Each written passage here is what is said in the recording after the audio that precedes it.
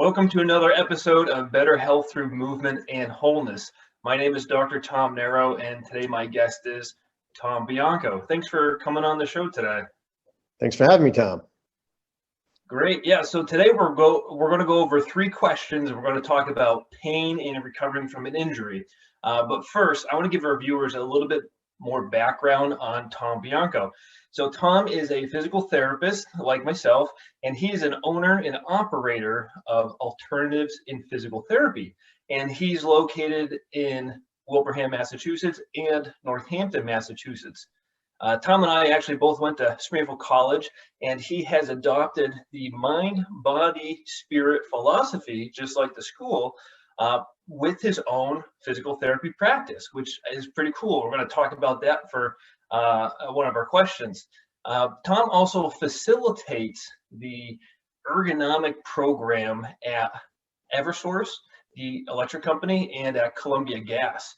And not only does Tom practice on people with physical therapy, but he also works on horses as well. So clearly you got a lot to offer. So let's see if we can learn a little bit from your experience and wisdom with our questions. Are you ready? Ready. Okay, so when someone gets hurt or if they're in pain, what ways are the mind, body, and spirit affected? So, Tom, that's a great question. As you mentioned, I do follow the philosophy of spirit, mind, body that we learned in Springfield College.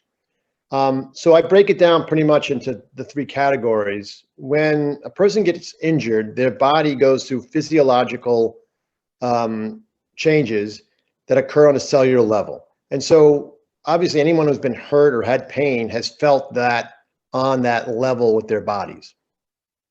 They may not recognize, but they also have effects and responses in the mind. And these psychological responses to fear, to pain, can include fear, worry, so forth, so on. And they can impact upon the recovery from that injury. And then I know a lot of people don't really talk about this, but there's a spirit component to all of us.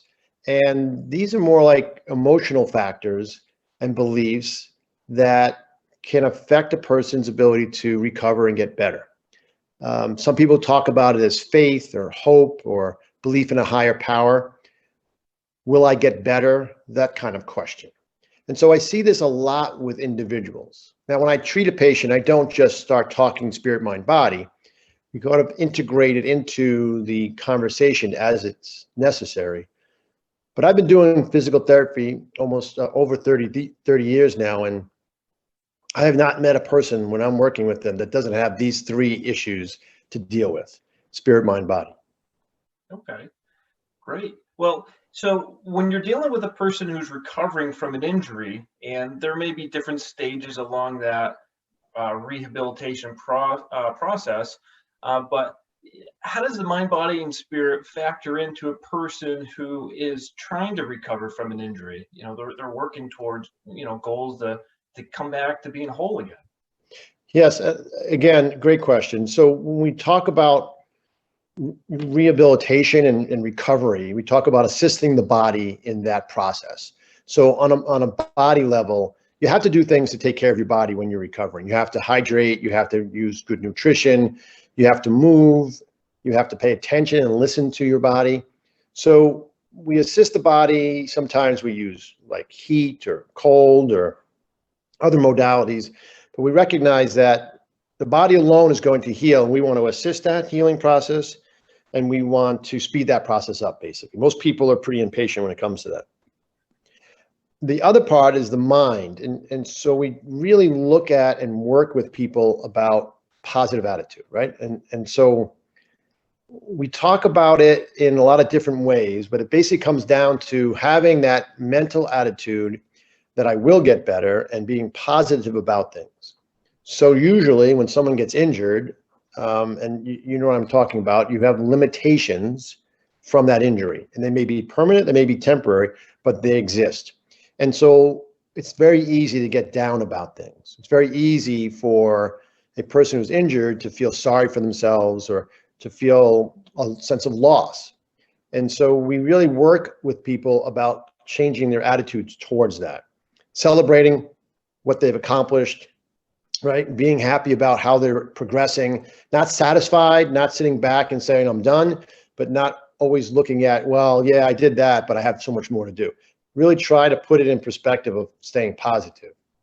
And then regarding the spirit part, I have seen that people who have a connection to something bigger than themselves, and we can talk about it from the point of view of spirit, that they have a more, I don't know, calmness is a good word for it, but they're just more sure that they're going to get better. They're connected to something bigger than themselves, and it helps them recognize what they're going through is not the end of the world, and that they're put things in perspective.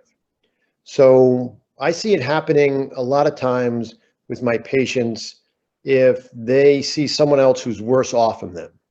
When they see someone who's not doing as well or has more issues, they recognize that what they're dealing with isn't as big as they thought. So having that connection to bigger helps a lot of times and put things in perspective for them. Yeah, I agree. Great. Thanks, Tom. So I have one more question for you. What kind of advice would you give for a person who is experiencing pain when they're moving around? Yeah, so in real estate, the three most important words are location, location, and location. So in this situation, the most important words that I can give people, three of the most important words is move, move, move. We really need to move a little at a time. It doesn't have to be big movements, but we know that a body in motion stays in motion. And so a body at rest stays at rest. And it's true. We see people who don't move, it just becomes more and more difficult for them to do things. So move a little bit at a time and recognize that we are human beings are built to move. We're not built to stay still. That's one of the issues we have with this pandemic, right? We got people working at offices and at home and they're staying still and it's creating problems. I know you're seeing them and I'm seeing them. So we need to move and we need to find a way to keep going, to really take care and listen to our bodies, but to continue moving even though we have pain. So one of the things that is so important in the rehab process is to learn to manage your pain, right? So I have patients, I know you have patients come to me and they say, I want to be pain-free. And we recognize that that's a very difficult expectation, right? So when you start to do things and you have pain, how do you manage it? How do you deal with it? Some people become scared and just stop moving. And they're not going to get better as fast as the people who go, okay, I have pain. Here's what I've got to do. I know I got to do this stretch, or I got to do this ice or this heat. I know I got to rest for a little bit and then I can come back to it. But by managing your pain, you can overcome it and get better faster. Awesome. Tom, thank you so much for your time and your perspective on pain, injury, and the spirit, body, mind connection.